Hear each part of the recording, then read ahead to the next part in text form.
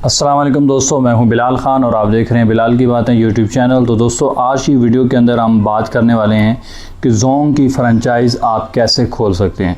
Jong की franchise कैसे खोली जा सकती है, इस पे कितना ख़र्च आता है, कितनी सिक्योरिटी जमा करवानी पड़ती है और इसमें कितना माहाना प्रॉफिट होता है और स्टाफ कैसे रखना होता है, ये सारी चीज़ें मैं इस वीडियो के अंदर आपको बताने वाला हूँ। तो दोस्तों, ये वीडियो शुरू करने से पहले आपसे एक छोटी सी रिक्वेस्ट करना चाहूँगा कि अगर आपने मेरे चैनल को अभी तक सब्सक्राइब नहीं किया हुआ तो जाके सब्सक्राइब कर लीजिए और साथ बेल आइकन को लाजमी प्रेस कीजिएगा ताकि जब भी मैं नई वीडियो डालूँ उसका नोटिफिकेशन आपको फौरी तौर पर मिल जाए। और वीडियो को लाइक भी कीजिएगा, दोस्तों के अंदर शेयर भी कीजिएगा और कमेंट्स में लाजमी बताइएगा कि आपको ये मेरी वीडियो कैसी लगी है। तो चलिए दोस्तों, आज की वीडियो का आगाज़ करते हैं। सबसे पहली चीज़ ये है कि आपको जोंग की फ्रेंचाइज़ खोलने का क्या तरीक़ाकार होना चाहिए, कैसे जोंग की फ्रेंचाइज़ ली जा सकती है, कैसे जोंग की फ्रेंचाइज़ को ख़रीदना चाहिए। इससे भी पहले मैं आपको एक और चीज़ बताना चाहता हूँ कि फ्रेंचाइज़ जो है वो आप ले रहे हैं तो कौन सी फ्रेंचाइज़ लेनी चाहिए, कौन सी नहीं लेनी चाहिए। आजकल जो है जोंग की फ्रेंचाइज़ बहुत ज़्यादा जो है वो चल रही है क्योंकि वो डाटा पैकेजेस इंटरनेट के बहुत अच्छे दे रहे हैं, साथ कॉल पैकेजेस भी बहुत अच्छे दे रहे हैं और उनकी सर्विस पूरे पाकिस्तान के अंदर बहुत ज़बरदस्त चल रही है। लिहाजा जो है वो जोंग की फ्रेंचाइज़ लेना आपके लिए ज़्यादा प्रॉफिटेबल, ज़्यादा रेवेन्यू जनरेट करने वाला बिज़नेस कहलाएगा कि जोंग की फ्रेंचाइज़ आप ले लें। ठीक है, मेन जगह पे लें, मेन शहर पे वो आपको अलाउ करेंगे। अब तरीक़ाकार क्या है इस फ्रेंचाइज़ को लेने का? सबसे पहली बात यह है कि वो जो जोंग वाले हैं, जोंग कंपनी वाले हैं, वो अखबारात के अंदर इश्तेहारात देते हैं और हमें उसके ज़रिए से एप्लीकेशन उनके ऑफिसेज़, रीजनल ऑफिसेज़ के अंदर जाके जमा करवानी पड़ती है। फिर वो एप्लीकेशन को एनालाइज़ करते हैं और जिसके पास इन्वेस्टमेंट होती है वही जो है वो इस फ्रेंचाइज़ को ले सकता है। और इन्वेस्टमेंट कितनी होनी चाहिए? तकरीबन 20 से 25 लाख रुपए इन्वेस्टमेंट लाजमी होनी चाहिए, जिस पे जो इसका ख़र्चा आता है वो 20 से 25 लाख आता है और साथ 5 लाख रुपए वो सिक्योरिटी चार्ज करते हैं। अब अगर सिक्योरिटी की बात करें, अगर आप किसी टाउन में ले रहे हैं फ्रेंचाइज़ तो वहाँ पे ये 5 लाख की बजाय 2.5 लाख सिक्योरिटी हो जाएगी। अगर आप किसी मेन शहर में ले रहे हैं तो फिर ये सिक्योरिटी जो है 5 लाख ही रहेगी। ठीक है, जो 25 लाख है वो इसकी रेनोवेशन, डेकोरेशन, जो डिज़ाइन जो है वो कंपनी देगी, उसके मुताबिक आपको रेनोवेशन और डेकोरेशन करवानी पड़ेगी। पम्फलेट्स, पिक्चर्स, सारा कुछ सेटअप, काउंटर्स, जो कुछ भी है, सीलिंग है, नीचे टाइलें लगानी है, मार्बल लगाना है, ऑफिस बनाना है, अलहदा काउंटर्स बनाने हैं, जो कुछ भी बनाना है और बाहर जो साइनिंग बोर्ड्स लगाने हैं, वो सारे के सारे जो है कंपनी आपको डिज़ाइन बना कर देगी। आपको उसी के मुताबिक जो है वो चलना पड़ेगा और सारा का सारा फ्रेंचाइज़ बनाने में आपको ख़र्चा करना पड़ेगा। जब आपकी फ्रेंचाइज़ चल जाएगी तो कंपनी जो है वो सम टाइम आपको रिफ़ंड करना भी शुरू कर देती है, यानी वो 50%, 30%, 70% डिपेंड करता है कि आप उस फ्रेंचाइज़ में कितना अच्छा एक्टिवली काम कर रहे हैं। तो वो फ्रेंचाइज़ से जो है वो आपको पैसे वापस करना शुरू कर देते हैं, आपका ख़र्चा वापस आना शुरू हो जाता है और आपकी जो सिक्योरिटी है वो आपके ही अकाउंट के अंदर रहती है, लेकिन उसका होल्ड जो है वो कंपनी के पास होता है। 2.5 लाख का होल्ड अगर आपने 5 लाख जमा करवाया तो आहिस्ता आहिस्ता जो कंपनी है आपको 2.5 लाख रुपए वापस कर देती है, रिफ़ंड कर देती है और बाकी जो 2.5 लाख है वो अपने पास ही रखती है एज आ सिक्योरिटी। अब दोस्तों, बात करते हैं कि इतनी 20 से 25 या 25 से 30 लाख रुपए इन्वेस्ट करके आपको माहाना कितना प्रॉफिट हो सकता है। तो इसमें दोस्तों माहाना प्रॉफिट जो है वो 5 लाख तक, 4 से 5 लाख तक हो सकता है।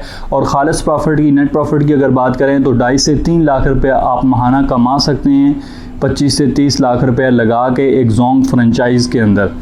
तो इसमें जो अगर एक्सपेंसेस की हम बात करें तो एक्सपेंसेस इसमें सैलरी आपको स्टाफ को देनी पड़ेगी, इलेक्ट्रिसिटी बिल देना पड़ेगा, इसके अलावा जो है सिक्योरिटी जो है होती है मार्केट की वो देनी पड़ेगी आपको।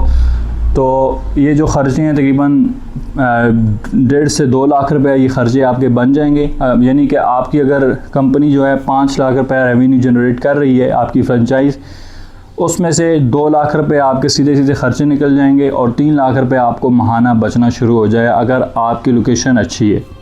अब फ्रेंचाइज़ लेने के 2 तरीके होते हैं। पहला तरीका ये है जो मैंने अभी आपको बताया और दूसरा तरीका ये है कि आप किसी ऐसी फ्रेंचाइज़ को ख़रीद लेते हैं जो कि चल रही होती है। अब उसमें ज़ाहिर बात है आपको पैसे ज़्यादा देने पड़ेंगे क्योंकि उस फ्रेंचाइज़ के ऊपर जो है बहुत ज़्यादा मेहनत की होती है लोगों ने, तो वो जो है डबल पैसे आपसे चार्ज करते हैं। डिपेंड करता है कि उससे रेवेन्यू कितना जनरेट हो रहा है। तकरीबन अगर 5 लाख रुपए रेवेन्यू जनरेट हो रहा है तो उसकी वो आपसे 50 लाख रुपए डिमांड करेंगे, और अगर इससे ज़्यादा जनरेट हो रहा है तो हो सकता है 1 करोड़ रुपये अभी उसकी डिमांड कर दें।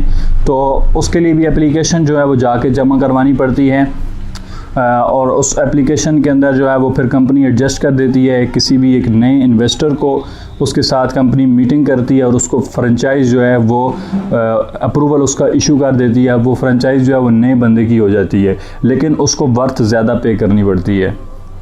तो ये 2 तरीके हैं फ्रेंचाइज़ लेने के, ठीक है। इसमें एक्सपेंसेस ही मैंने आपको बता दी, प्रॉफिट भी बता दिया, इन्वेस्टमेंट भी बता दी।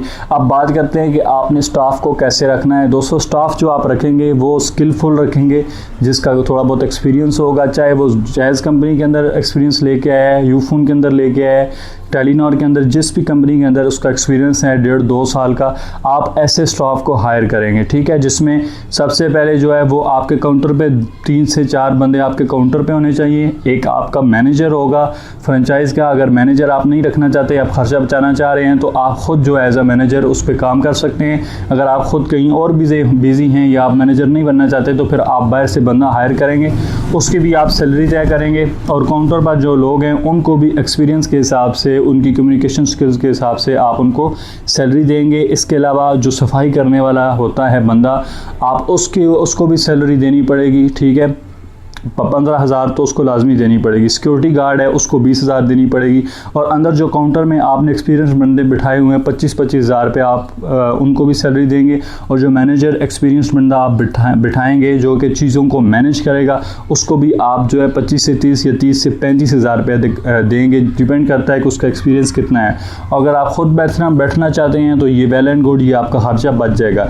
इलेक्ट्रिसिटी का बिल भी जितना भी आएगा वो आपको पे करना पड़ेगा। तो ये टोटल मिलू के जो एक्सपेंसेस बनते हैं, जब वैसे मैंने बताया ये 2 लाख रुपये 1.5-2 लाख रुपये बन जाएंगे। और अगर आपका रेवेन्यू 5 लाख रुपये है तो आपको 2.5 से 3 लाख रुपये आपको माहाना बचत भी हो जाएगी। तो दोस्तों, बस इस वीडियो के अंदर यही बताना था।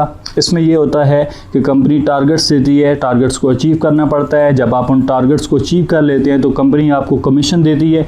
और अगर आप जल्दी टारगेट अचीव करते हैं और ज़्यादा टारगेट अचीव करते हैं तो कंपनी आपको प्रमोशंस भी देती है, या आम अल्फाज में अगर बात करें तो बोनसेस भी देती है कंपनी। उसमें ये होता है कि आपको ज़्यादा बचत होती है, आपके पास ज़्यादा पैसे आ जाते हैं और कुछ इंसेंटिव्स आपको मिल जाते हैं। उम्मीद करता हूं कि मैंने इसमें सारे टॉपिक्स को क्लियर कर लिया। अगर कोई चीज़ रह गई है तो कमेंट्स में मुझे ज़रूर बताइएगा। मैं इंशाल्लाह कोशिश करूंगा कि उसका रिप्लाई कर सकूं, ताकि जो भी इबहाम है वो जो है वो आपका ख़त्म हो सके। अभी तक के लिए इतना ही। अपने मेज़बान बिलाल आज़म ख़ान को इजाज़त दीजिए।